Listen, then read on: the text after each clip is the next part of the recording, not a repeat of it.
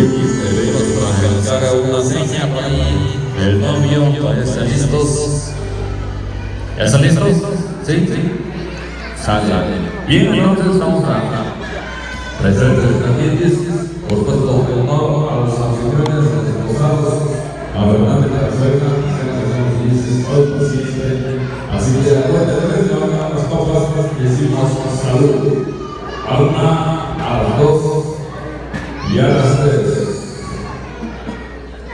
Salud, por supuesto. Y le brindamos un fuerte aplauso a los novios, a los niños. Fuerte abrazo para los novios y felicidades.